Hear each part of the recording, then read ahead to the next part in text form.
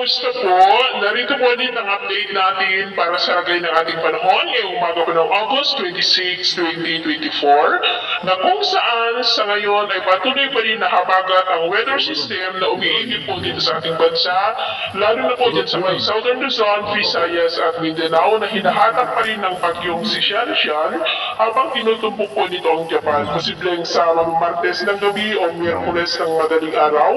ay mag-landfall na po dyan sa may Japan. Kaya sa ating pong mga kababayan na nandyan, iba yung paghahanda at pag-iingat lamang po. Sa ating pong long range forecast ay wala pa rin pong bagyo na namamataan na tatawid po dito sa ating kalupaan ngayong buwan ng Agosto,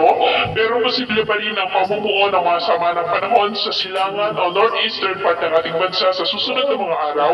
at ang development pa rin ng maya ng ating babantayan. At sa lagay ng ating panahon ngayong madaling araw dahil po sa habagat ay may mga isolated rains, ilang bahagi po ng Mimaropa, Batangas, Southern Quezon, Bicol Region, Panay Island, Negros, Cebu, Bohol, ilang bahagi ng Leyte, Northern Samar, Sulu Archipelago, Misamis Occidental, Caraga,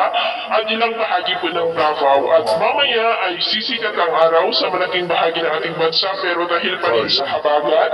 ay mauna po ang kalangitan with isolated rains, ilang bahagi ng Mimaropa, Southern Quezon, Camarines Sur, Legazpi, Sorsogon, Masbate, ilang bahagi ng Western Visayas, Northern Leyte, Sulu Archipelago, Zamboanga Peninsula, Sorsogon at ilang bahagi ng Davao. At mamayang hapon ay mas maraming lugar muli ang makakaranas ng mas maulap na kalangitan with isolated light to heavy rains, lalo na po yan late in the afternoon, kaya ingat po tayo sa mga bantamalin ng mga pagbaha at pagguho ng lupa. At sa atin naman po mga baybayin,